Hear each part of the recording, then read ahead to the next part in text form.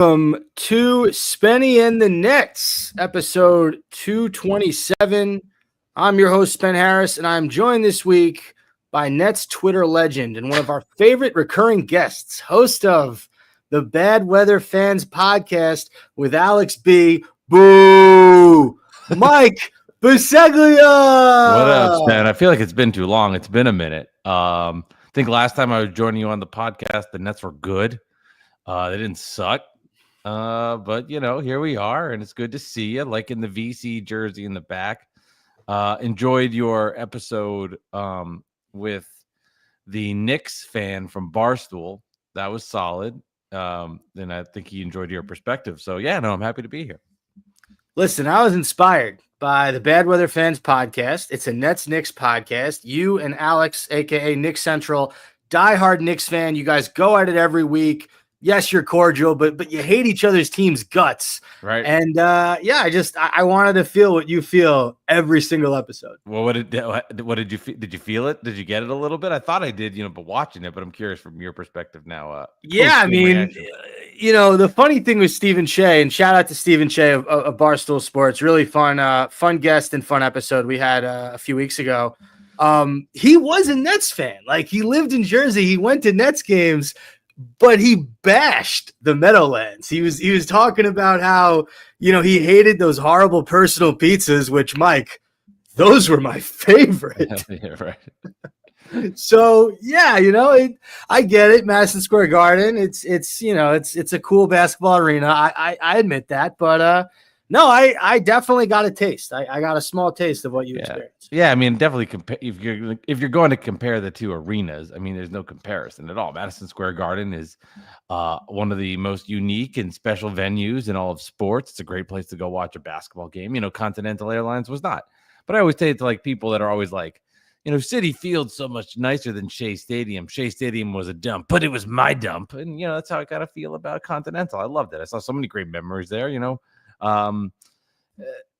I have more to I know it's not the same arena or not as special, but it's special to me. And that's really what matters. And I'm sure you feel the same way. It was cozy, Mike. It was like, let me ask you this. How many Nets games did you go to where you saw someone you knew? Well, in Jersey? A lot also too, because we had season tickets for 7-8 years or something. So, people just became family. I definitely do. It's funny you say that, because now it's getting me to think, like, when I was in high school, I was not a popular kid. I'm going somewhere with this. I promise. I wasn't like, there's a lot of, like, I wasn't in the popular crowd per se, but I knew a lot of the popular kids because of my fandom for sports, right? So, like, there's kind of connection there in weird ways. But I remember, like, always seeing, like, kids and popular kids and be like lower level anxiety thinking of that, which is the thought I haven't had in forever. But yeah, you would see a lot of people. I'll bet you were more of a fan than they were too. Like there's no way they were as diehard a New Jersey Nets fan as you are. And I was up there. The hell out of that. I was up there. Yeah. I was up there. Well, that's listen, for those who don't know, that's how me and Mike met. We're both Nets fans, and we connected, and now he's on the podcast, and I've been on his show. And the power of sports and the power of friendship, don't underestimate it. So it's all about, man. Like, looking forward to that moment when, we're each in our 70s, and we're at that point, you don't even have to text each other. We could just jump through the phone to see you, and we're celebrating a Nets title. Can't wait for it. How many do you think we'll have by then? So I'm 42. So we'll say 28. Oh God, 28 years. I'll be 70. I just want one. I'll take one. I think we get more than one, but I'm being greedy. All right. Speaking of championships, let's get to it. The NBA Finals officially concluded. Yeah. One of the more exciting finals in recent memory, with just a really shitty ending. The Thunder beat Indiana in Game 7. Final score is 103-91. But the big story here, Tyrese Halliburton gets off to a ridiculously hot start. Yeah. 3 threes in like 7 minutes. And then he goes down with a horrendous Achilles injury, and that just changed the entire game. Yeah, it sucked. And I don't know if, Halliburton plays, does that guarantee or mean the Pacers win? I have no idea. Probably not. But what it did do was, it zapped the air out of, and beyond even first and foremost, just feeling horrible for him. Out of all the work he put in, everything he had done to get to this moment, to have the biggest stage, to, as he already started making those threes and looking really good.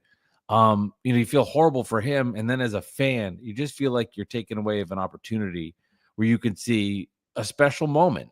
And it was zapped, instantaneously zapped. And the Pacers were up one going into the half. And, you're, as a fan, I was rooting for the Pacers. I was like, okay, they're up one. I'm like putting the movie script in my head. Halliburton, I already had this whole thing where like Siakam wins the MVP, but then he hands the trophy over to Halliburton. I like created this at the half. But then in the third quarter, it was only a matter of time before the Thunder put together a couple of those runs. And it was just too much Thunder in that third quarter in particular, defensively causing turnovers, getting out in transition, Dort hitting threes, like hit the roof. It was, or maybe that was the second quarter, but they put their imprint on the game. And after that third quarter was over. Yeah, what I thought was sad was I feel like we got 70% of the Thunder in this game in terms of just a good basketball game. Like that wasn't their best. Yeah, they won the NBA championship, but they were down one at half to a Tyrese Halliburton-less Pacers team. They were bound to get some offense going, and unfortunately, guys couldn't step up for the Pacers in that second half. Like Mathurin came on, but it was too late. Nembhard had moments, but he could never really put his footprint on the game. And then finally, the guy that I've been praising, and he said after the game how affected he was. Not a good game 7 from Obi Toppin. No, he disappeared. And you could see like him just being a little more hesitant, wasn't aggressive, settled for long range threes, and he just wasn't the same player. I mean, he was their third leading scorer in the finals, and they got nothing from him. And it was a huge problem. And it was too much TJ McConnell, as good as he was and as great of a series that he had. When it became TJ McConnell's team, that's when you knew there was kind of some problems there, and that was issues for Indiana. And they could just never get a flow of the offense. But, I mean, they're humans, man. Like, you're sitting there at home feeling that way when Tyrese goes down and Halliburton's out. Like, you can't even imagine what they're feeling. And they exerted so much energy at the start. But once OKC got comfortable, realized, hey, we have a huge advantage right now. We're playing a different team that has some mental blocks with their best player that just got hurt. Obi suffered from it. Miles Turner missed so many free throws. And it was just too much for Indiana to overcome, even though they made it kind of close. Not really, but they cut into that deficit late. But there was just, you never felt like in the past, like when the Pacers were down, minus that game 1 versus the Knicks. But in the other games, you were kind of like, okay, they can do this. You knew this one, like it was never really going to happen. Shea woke up in the second half. J-Dub woke up. Chet Holmgren was a monster defensively. Pacers could not get anything in the paint. And then going back to the Halliburton injury, I can't remember, Mike, a bigger injury in a bigger moment from a guy who was that clutch throughout the playoffs. I mean, sent home the Bucks, sent home the Cavs, sent home the Knicks, hit every big shot, hit the game winner in game 1. Had this strained calf, but he looked good enough in game 6 where they dominated at home, gets off to this hot start. And then, I've just never seen a moment like that. And I actually was rooting for the Thunder. I wanted the Thunder to win, but I do feel like we were robbed of a really, really cool game 7. And then the Pacers had to do the impossible. And I think everyone who's watched this series, they knew that wasn't going to happen without Tyrese Halliburton. Yeah, and I don't know how it would have played out. I'm not one of those people that are going there like, if Halliburton's there, it automatically means the Pacers win. No, not at all. But we just got robbed of having the answer truly on display for all of us to see in a game 7. I do believe if Halliburton plays, it's a very different game with a very different script that goes in a lot of different directions. It is a lot more fun to watch. But he's gone, and now for the Pacers too, like he's gone for next year also, which just changes the full dynamic of the Eastern Conference and everything involved with Tatum out, Halliburton out, Dame out. Like the East is weak. And a team in the Pacers that even if you don't win game 7, you're going into next year, like, Matherin, Nemhart, Neesmith. We've got this young core with Halliburton, but you lose the star, and it's like it's not going to be good enough, which sucks. What happens to the Miles Turner contract now? Like, does your mindset on that change because you don't have your star point guard? Exactly. Exactly. A lot of questions if you're Indiana. And then on the other side, if you're OKC, I mean, winning this championship with all those guys under the age of like 25, your oldest two players are Caruso and essentially Shea. I'm not sure how old Hartenstein is, but those are your three oldest guys on the team. Shea has a perfect season. He gets MVP. He gets every MVP award. He gets, the scoring title, finals MVP. Jalen Williams and Chet Holmgren are only going to get better with time. They have Nikola Topic, this young 19-year-old point guard out of Europe who's coming off an injury. They're going to be built to be a competitive top 3 team in the West for at least the next 4 to 5 years. It's beautiful to see. Yeah, like the thing about so yes, I absolutely agree. The thing about this new CBA is it's built where it's going to be difficult when all of the guys need to get paid at the same time. And you've seen teams now like the Celtics, the Suns, trying to get under this second apron, which essentially is a hard cap without saying it. Because teams that go in it are like, we can't deal with this. The penalties are just ridiculous. So yes, you are right. They are going to have sustained success. But it will be interesting to see how they deal with when major contracts all happen at the same time, if they can manage it, because it might get difficult because they've done so well drafting and acquiring young talent. Like, how do you keep everybody at a reasonable how do you keep everybody without getting your cap just completely messed up? Will be fascinating to see too. Yeah, that's a really good point. I think of Denver with our boy Bruce Brown. Former net. They had to let him walk because they couldn't pay him. Couldn't pay guys. And I think the NBA made a big mistake with this. I think that they wanted parity, which is great. But at the same time, like, you don't want to see teams not be able to, hey, we drafted well. Like, we want to see them have sustained success because they did that. So I just hope they can figure that out for them. But we'll see. We'll see when the time comes. But yeah, man, definitely, like, they're only getting better. It's hard to imagine, obviously a lot of things. We said that about the Celtics last year, and then look what happened. But it's hard to see them losing. Definitely hard to see them losing right now. Unless the Spurs come up and Dallas and all that other stuff that can happen. This is a Nets podcast, so we gotta bring it back to the Nets. And I look at all these draft picks, Mike. What do you have? 4 in the first round. It's just ridiculous. I think 1 in the second.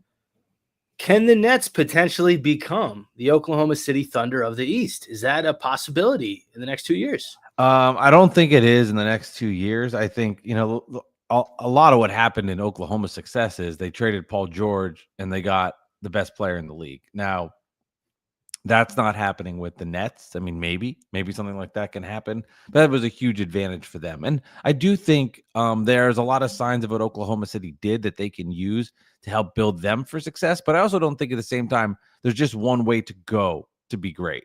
Like, you look at the teams in the Eastern Conference or all over the league, the Knicks did it through trades. Nobody on their roster really was drafted besides Mitch Robinson. Everybody else was through a trade, but they made smart picks and then they made the trades at the right time.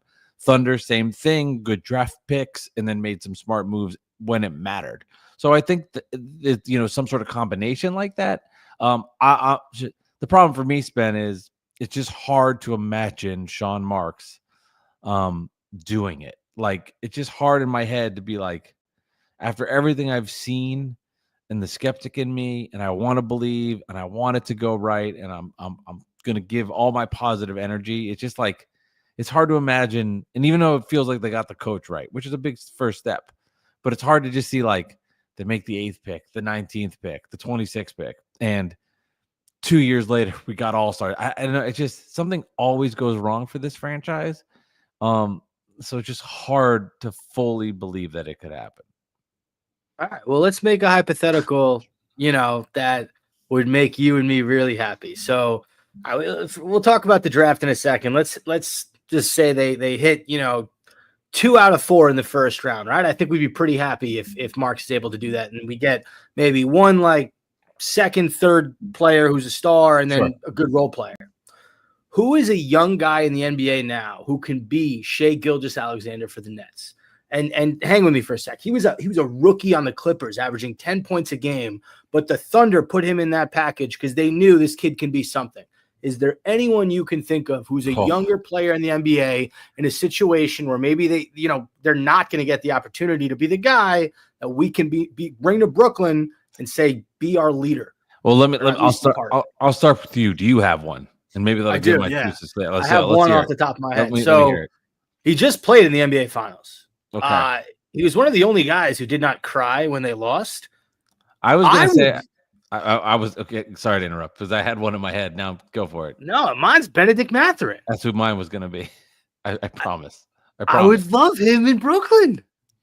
Yeah, he averaged 16 points a game this year. Now I'm not watching every Pacers game. Now I did watch a lot of Pacers games late in the playoffs. I did see more. But he was kind of buried early in the playoffs, did nothing. And then got early in the Knicks series, didn't do much. And then towards the tail end of that series versus the Knicks really woke up. And then you saw what he can do. He's one of the few guys outside of Halliburton that can score off the dribble and can create his own shot. I think he's a future star in this league. Now I'm trying to remember, Spen. Do you remember when the Nets were rumored with the Pacers and like Cam Johnson was in these Pacer trade rumors? I'm trying to remember who was the guy. Remember there were like people back that the Nets wanted. I should have looked. Now I'm like dying to know because now I feel like I'm a Pacers expert. Who were the guys coming back that would have been in that trade? I got to figure that out. Is it like a backup center? Did we want? No, it was like decent Pacer players. Man, I don't know. It was, but who knows? It was just Net fans throwing shit out there. So I don't know. I first of all love that we think the same way, but he to me fits that. Like if he was in Brooklyn, even instead of Cam Thomas, and I love Cam Thomas, I do, and I know we're gonna pay him. We're probably gonna give him a nice extension, but there's a dog in Mathurin. Like I saw every single Pacers player heartbroken after that loss, and I think Mathurin was equally as heartbroken. But there was something in his eyes that was like, I'm gonna be back here. I'm not taking this as like I'm gonna be back. And he's 23 years old, Mike. He fits our timeline. He's physical. He's big body, like for a guard. Now Indiana's loaded. I mean, like you look at the Pacers and top to bottom, they are a very deep team. And going just for a second, like losing Halliburton just disrupted everything in that moment. But they've got guards that can shoot, defend. He's a good player. Yeah, Carlisle did a really good job with that team. I think everyone, the fact that they weren't the favorite in every single series and they came out victorious, I mean, that was impressive in itself. The ultimate underdog, and they went out swinging. I mean, not everyone would play on that injury, but Halliburton had something to prove, wanted to go out there, and you hate to see it. I thought it was interesting, that thing I sent you on a text before the podcast. This guy on CBS Sports was talking about how because of the way basketball is played now, he's a sports injury analyst.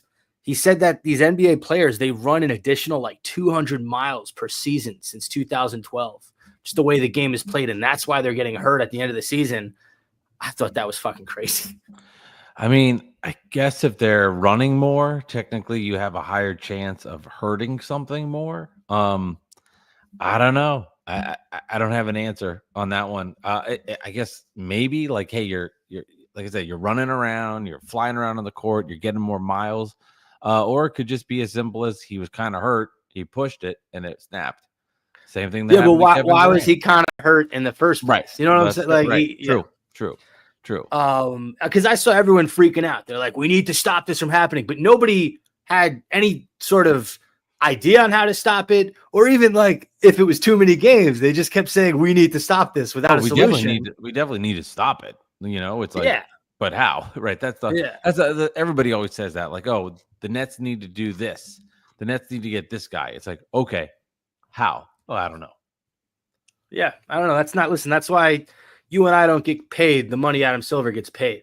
Fix it. Right. Fix it. I mean, like, you're not going to cut games because that's revenue. So, okay, money's important. So we're not going to cut money. It's like the NFL's adding football games. They're adding injuries, but you know how much money they're making? They're not going to cut them. I don't like you're gonna have to get some really spooky ways and shit to figure out how do we stop Achilles injuries from happening to our superstars in the playoffs. I mean, you're gonna have to the answer is there is none. Just better hope and pray it doesn't happen. And while we're delivering messages to Adam Silver, can you give the Nets a top 5 pick, please, just once? That was the worst. I just put up Twitter because I want to just make sure if there's any trades that hit during here. But yeah, that was the worst. You're over it now, I guess, ish, because 2 nights is the draft and you got to just the 8th pick. Do they trade, etc. But just watching that, it was just like that was the night I finally felt excitement for the franchise for the first time in a year plus. You're finally feeling like, okay, let's see what happens. Fingers crossed. Let's see what, and then not even to stay in the same spot, but go down 2 picks. You're just like, I waited all year for that. And it was just so frustrating, so depressing. Yeah. But you know what? We're here. We're, 2 days away. Yeah. And you and I were not the biggest college basketball fans. I think we both admit that. From what I've seen, I guess the 2 guys that I want, I would take Jeremiah Fears, a point guard from Oklahoma, and I'd take Ace Bailey if he drops. And I saw a report from Brett Siegel. He thinks the Nets might move up to 4 to get Ace Bailey. My question would be like, what price? And is this something that we're really willing to do we believe Ace Bailey is the guy? I kind of do, but I don't know enough. But those are the 2 guys I want at 8. Who are you looking for at number 8, Mike? I'd love to see them try to move up and get Ace Bailey too. I'm all in for like the big move and try to get up there and take a chance on it. Now, here was a guy that was projected to be a top 1, top 2, top 3 pick before the season started at Rutgers.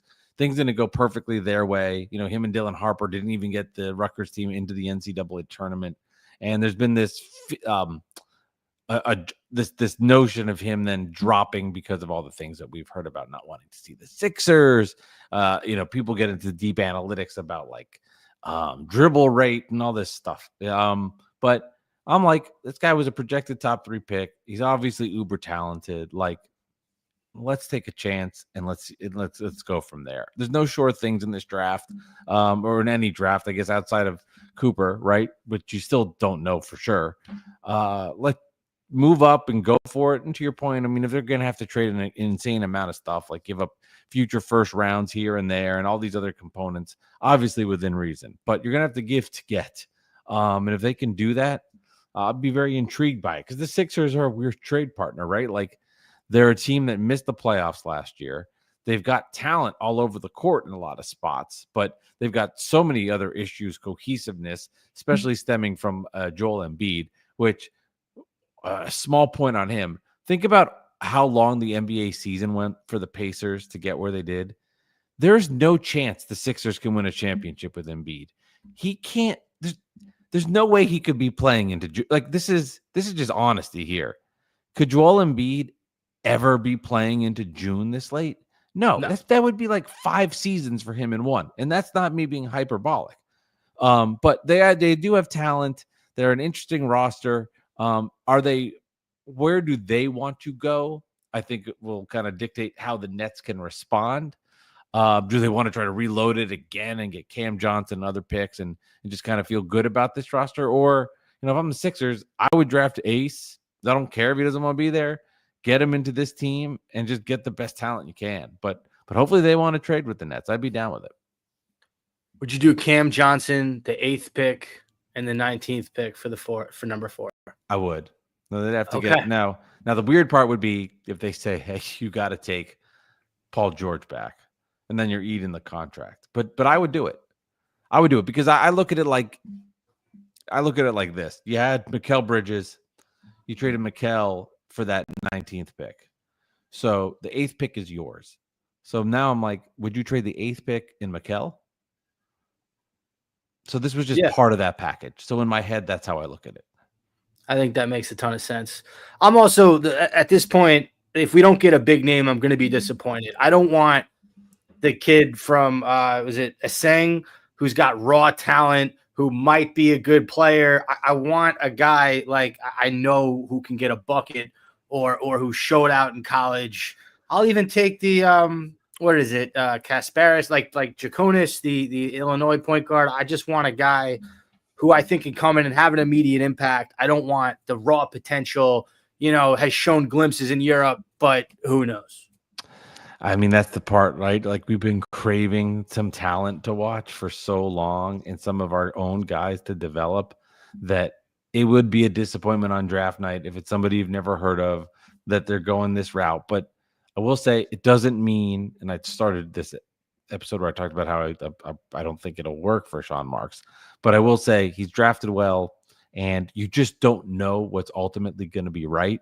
I look at the Knicks when they drafted Porzingis and how pissed off people were. Now, did it go perfectly with Porzingis? Of course not. There were issues all over the place, and eventually they had to move on. But they made the right pick compared to the other guys in that order. So it will be disappointing, and I'll be there with you. But just to remind you, you never know what it will ultimately mean, and it's going to take time. And we're still in the very early stages of the rebuild, but we are through the worst part of it in the sense of that was a year of nothing. So what you're telling me is this kid might be the next Giannis. That's what I heard. Lock it up. All right. Guarantee. This next bit of news I thought was interesting. We had to cover it just because I like to cover the important stuff going on in the NBA offseason. But he's a former Brooklyn Net, Mike, and Kevin Durant has found a new home in Houston. Okay, yeah. The Rockets absolutely fleece the Suns. They get KD. What is it? 1 first. It's the number 10 pick in the draft. 10 pick, the one that used to be on the Nets. Like that. It used to be our pick. 5 second-round picks: Jalen Green and Dylan Brooks. Then I read a little tidbit of news that I guess Kevin Durant kept declining Rockets trades. Did you see that? Yeah. Until he whittled them down to this deal that. If you look at it from afar, it's not that bad. The Suns get Jalen Green, who's coming off a really good season. Dylan Brooks, proven veteran in this league, but now you have 3 guards in Phoenix. You got to try to reroute or buy out Bradley Beal. Is Devin Booker going to get unhappy and request a trade because you traded the second best player on the team? What did you think when that news broke and Kevin Durant was headed to like his 3rd home in 3 years? Yeah, well, I don't think that they're going to trade Booker, and I think that he has to be aligned with what's happening for them to be making these kind of trades. And if you look at the deal, it's not – I think the deal will age better as Durant gets a little bit older, and they did get 2 starters where a team that did go to the – like the Rockets were the 2nd seed in the West. They just sucked in the playoffs, but they're getting proven starters that will help them out, and then a 10th pick, and we'll see what they can do with it. So – unfortunately for them, they were just stuck. And I respect the Suns for just at least moving on from that and going to help them get under this second apron. So I respect them for just moving on from it and cutting their losses. Like they gave up a lot when they got him from the Nets, right? They got Mikal Bridges, Cam Johnson, 4 of the picks. But they were at the point where it wasn't working. They had to move on. So I respect them for doing it.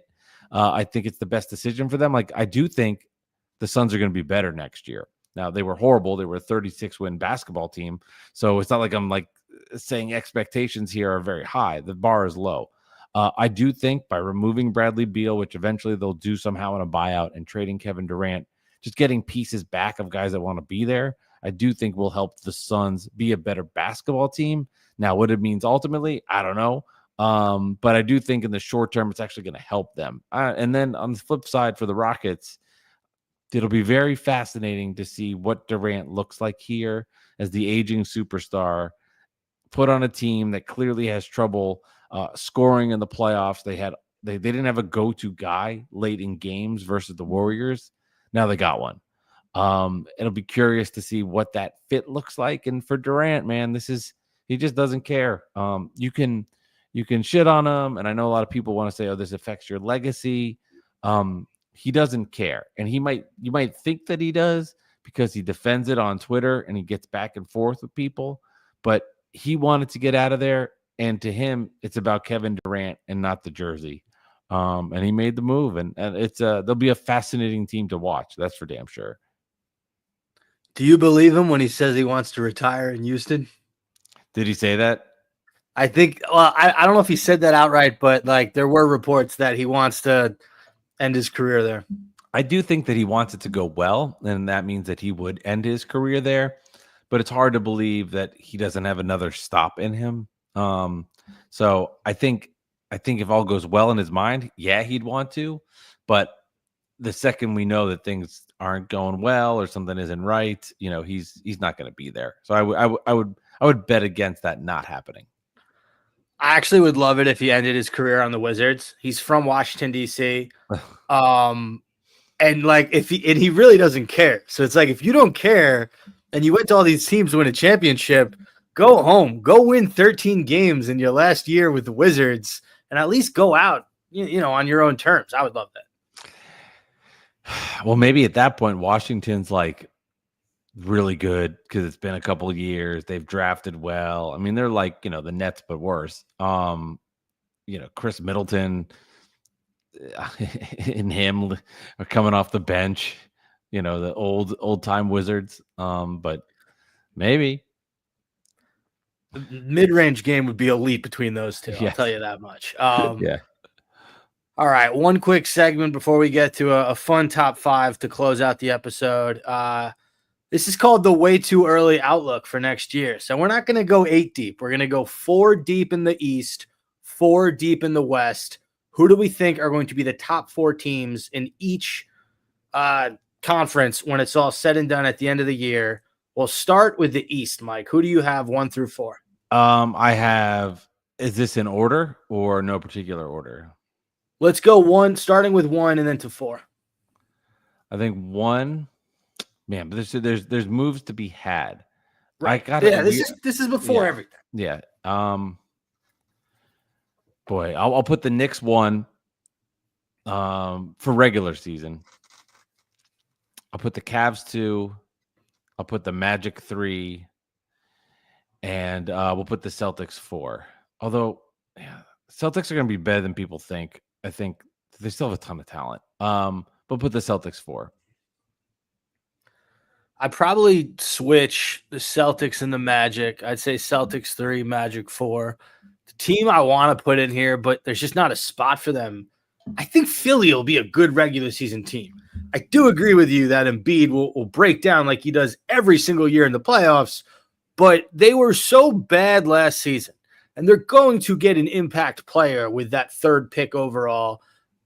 Jared McCain's got to come back at some point, probably in the midseason. He had a really good rookie campaign before he got hurt. They're just too talented to not be a top 6 team. But yeah, I have trouble putting them in front of any of those 4 teams that you and I mentioned. Yeah, I mean, the weird part about the Sixers is also, too, remember, once they were bad, they really put on the full tank, and they got really awful. So they're not going to do that, at least to start the year. Problem with the Sixers, man, is just I think age with Embiid and George, and I think when you're guys, you can see it now. Like, look at the finals, and I know what you're saying. You're not saying they're a top team in the East. You're saying just make the playoffs and be better. But look at these teams that lasted all the way. Young talent, high energy, motors up and down the court for days, and the Pacers and the Thunder, and they just wear you out. That is not the Sixers. Like, that is just something that they cannot get. So I think they'll be better to start, but I think eventually they'll just dip again. Unless, they draft Ace Bailey and things change and all of that. Like, who knows? But, man, Embiid is my star. Just, he's got to be like Embiid has to just be like an anchor on a team that already has some young talent. It just, I don't know. The way the league is shifted, I can't see him.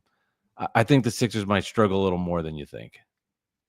I just looked up how old he was. He's 31. I feel like he's been in the league forever. That's like an old 31.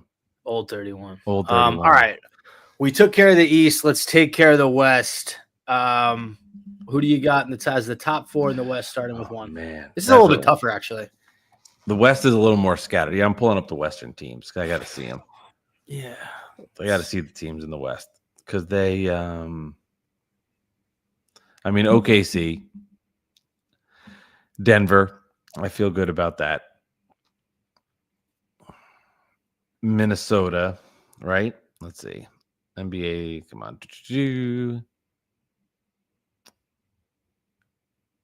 I guess the Rockets, they add KD. West is so weird, man. I'll go with those 4. Dallas has talent, but they're going to be so injured. And then the Spurs, I don't think they're there yet. Warriors and notch below. I'll go with those 4. Okay. I'll go OKC 1. I'll go Houston 2. I'll go 3. The Lakers. Yeah. Because I think Luke is going to come back with a vengeance. And then that fourth team, not Denver. Who was? Oh, I guess Minnesota would be the 4th team. For some reason, I don't. Yeah. No. Just say the West is so. The West is just it's Oklahoma, and then everybody else kind of scattered together, and that's why you saw in these playoffs, Rockets the 2-7 losing. They're all the same teams. It's just about the matchups when they get there. But I like your point about the Lakers. I think Luka back resurgent. It's going to be great. He looks see what Denver too. does in this offseason. Yes, the skinnier version. Unfortunately, too, though, it's like the regular season is just so meaningless. It's just it's a colossal waste of time, and it isn't, but it also is. So it'll be fun though. Yeah, Denver and Golden State. I want to see what moves they make, just because you can't depend on Jokic to do that every single series. Just be Superman. Michael Porter Jr. has just been kind of irrelevant the last few years. Jamal Murray can get hot, can get cold. They got to make some moves. And Golden State, like, I don't know if they had a healthy Curry. Did they come back and beat Minnesota at the same time? Like, how much of a workload do you want to give Steph Curry and Jimmy Butler? Move Kuminga, get a guy that makes sense for this roster. And I didn't even have those 2 teams in my top 4. So you're right. A lot of moves to be made. That's why it's called the way too early outlook, because you do it a day after the finals. It's great. Yeah, no, I love it. All right, Mike, I know you're a food guy. I myself am a food guy. It is probably the hottest it's going to be all summer right now. June 23rd. I saw it was 100 degrees outside today. So we're going to do top 5 foods to eat on a hot day. All right. No particular order. We can go back and forth. Go back and forth.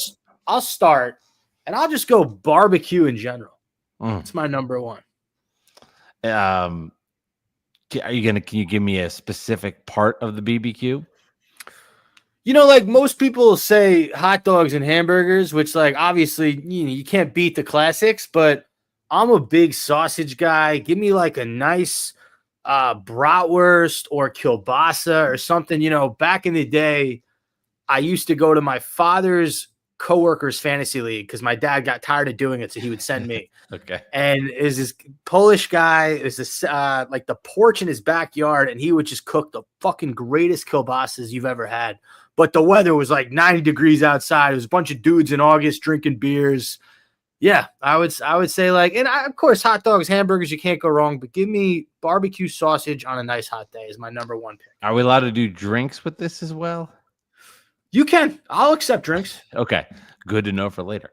I do like a hot dog on a hot day. When it's this hot too, it's like it's harder to want to consume food inside or outside because it's just so stinking hot. Like, somebody was like, "All right, we're gonna go sit down and we're going to a restaurant outside." It's like, I love the chicken noodle soup. You'd be like, "What the fuck is going on?" Like, it is just tough. But I think of like baseball outside, hot. Like a hot dog is something that you can just stuff down. It's quick, it's fast, it's salty. You can hold it in your hand. I'll put the hot dog at number 5 on there. Are you going any condiments on the hot dog, Mike? I go raw. I go with a raw hot dog. You raw dog it. I raw dog it. I'm not a huge mustard. I like ketchup on a hot dog. I like ketchup on a hamburger. I don't love it on a hot dog. And I like mustard, but it's got to be the right kind of like spicy kind of mustard. So I typically, when I get into a situation where I have a hot dog, I don't get the condiments that I prefer, and I just raw dog it. Yeah, I'll do a little ketchup. That's all. It's funny. I recently started liking mustard, but not on hot dogs. I put it on like other things, and I've never had it on a hot dog, so maybe I'd like it. The people who amaze me are the ones who put like 18 different ingredients on the hot dog. Like they'll go relish, they'll Yeah. go mustard, they'll go ketchup, they'll go Right, they'll go like right, all the right. chopped up onions and everything. All right, so you got hot dog, I got sausage. Number 2, and really you only get this if you're in certain parts of the country. Yeah. I'm going lobster roll. Ooh, it's a Good good one. hot lobster roll is hard to beat, not too filling. I prefer hot, but I respect those who like the cold Connecticut style. Is it Maine? I think Maine's the cold one. Connecticut style is the hot one. But yeah, hot Maine, lobster roll is my number 2. That's a really good one. I really like that. I think Connecticut's with the hot butter, Maine's with more of the mayonnaise style, which I like. Keep the mayo away from me. But I'm actually next time we do this, I want to do the worst foods that you would have on a hot day too. I'd love to hear what you had, because all of a sudden I was thinking chicken pot pie. But I'm going to go with gazpacho. So it's soup, but it's a cold soup, and it's got nice flavor. Salsa like. I love a good gazpacho on a hot day. Refreshing, tastes good, and isn't hot, and you're still getting the soup aspect. I'm gonna follow that lead, Mike, and we're gonna go ceviche for number 3. Similar. It's a colder, just like lime juice, sort of a soupy lime juice, but tons of seafood in there. You can get shrimp ceviche, you can get fish ceviche. Onions, very nice flavor, but it's almost synonymous with summer because it is colder. It can be very refreshing on an extremely hot day. I'm going to go with ice cream. It's if you're listening, you understand this, right? It's sweet, it's savory, it's cold, and you can have ice cream when it's hot, and you got to be careful because it'll melt quick. You got to keep it moving, which my 4-year-old has issues with, but we'll get better. But yeah, love a good ice cream. Been really digging lately. Chocolate chip cookie dough, going back to my roots. So good. Are you a fan of the half baked? It's okay. It's good. It's good. But I like the cookie dough more. I like the cookie dough by itself. You half baked guy? Occasionally, yeah. I mean, I was a big Ben and Jerry's fan back in the day, like fish food, half baked. The strawberry cheesecake flavor is amazing. Okay, ice cream. That's a good one. I'm not gonna lie to you, Mike. They might have been on my list a little later.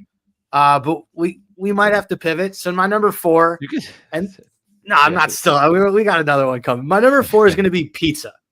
And I say pizza because if you were at the swim club as a kid, your parents had to feed you and your friends. What are they gonna get? They get a bunch of pies from up the street, they bring them down. Pizza is one of those things, like you can have 2 or 3 slices. It's not super heavy. You can run around.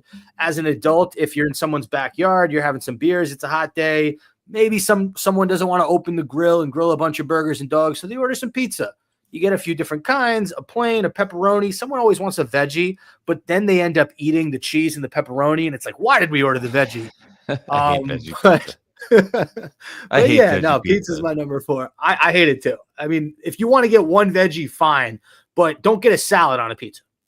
I like vegetables. I do.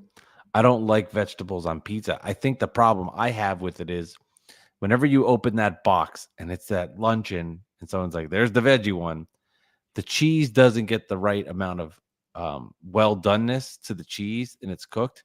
And if you look at that pizza, you got peppers swimming around, you got an onion swimming around, you got mushrooms that are like a little wet, and then that cheese is white.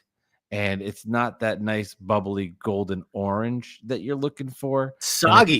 It's soggy, and it's always just these vegetables don't allow it to cook properly. And that's what I don't like about it is you're basically getting a pile of cheese that's not cooked enough with some vegetables on top. I'm like, get some veggies on side. Honestly, like get the vegetables on the side and then just plop them on after. Might be the way to go.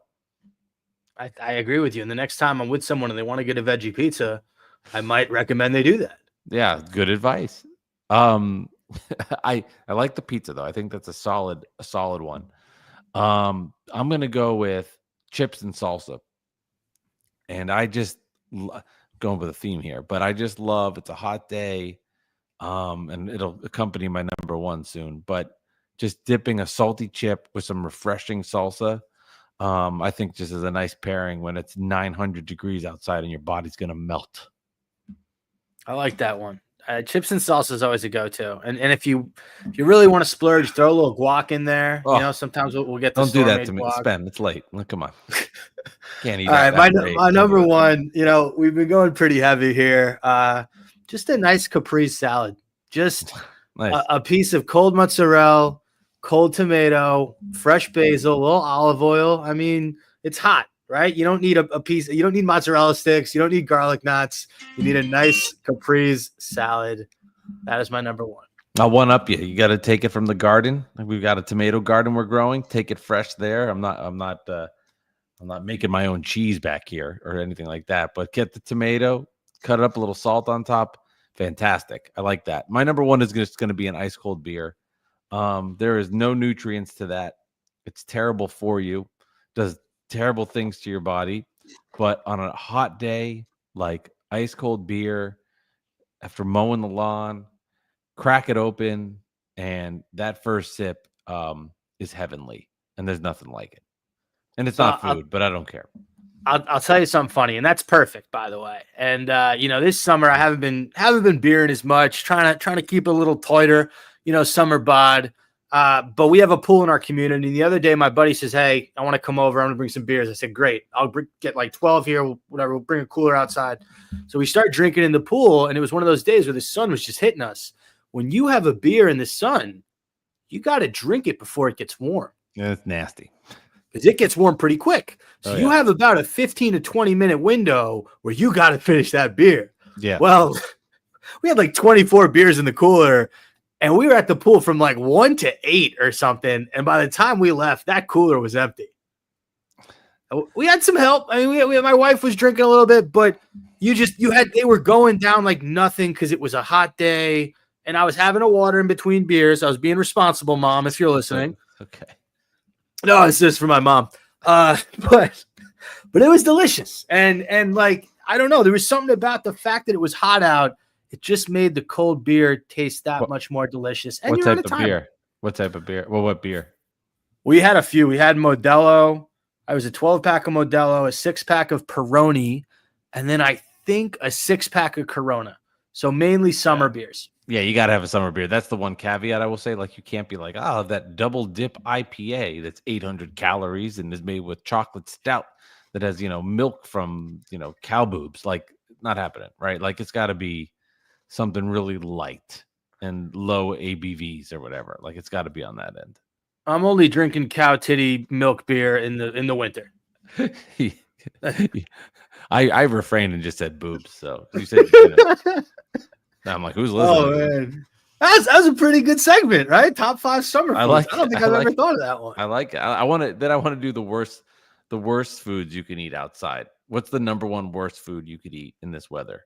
Beef stew. You know what's funny? So like, I think of an Italian food festival where they have funnel cake. How many people do you see walking around with funnel cake when it's 95 degrees outside? But they're eating this fried powder, and it's delicious. I fucking love funnel cake. But like it should be more of a wintertime food truck thing, not a summertime food truck thing. So you're going with funnel cake? I'm gonna go beef stew. It's up there. Beef stew is that's hearty. You're talking about some hearty winter. Yeah, I'm like, you're sitting outside at 95 degrees and you're just plowing beef stew with mashed potatoes. I'm surprised that like ramen restaurants do decent business in the summer because I love ramen in the fall and the winter. But the second it gets hot out, I don't need 90-degree soup for dinner. Ramen's a good one. I'm gonna be texting you in the middle of the night now, like random shit. Oh man. Well, listen, that was a fun up. Mike Bisceglia, one of our best recurring guests. Thank you for coming to Spenny in the Nets. Anything you want to plug before we end the show? Bad Weather fans, check us out on YouTube, Spotify, Apple, all that good stuff. The good stuff. Do it with Alex, who's a Knicks fan, and we have a lot of fun chatting Nets and Knicks. We get into it sometimes, and I'm still honestly celebrating the Knicks losing. I got so much joy out of that, and I don't care. So yeah, I'll promote that too. I really loved when they lost. Shout out Bad Weather fans. Shout out the Knicks losing. Still don't have a head coach. Kind of a tough look, but maybe they'll find their Jordy Fernandez sooner rather than later. Thanks to everyone for listening to episode 227 of Spenny and the Nets, and we will see you next week.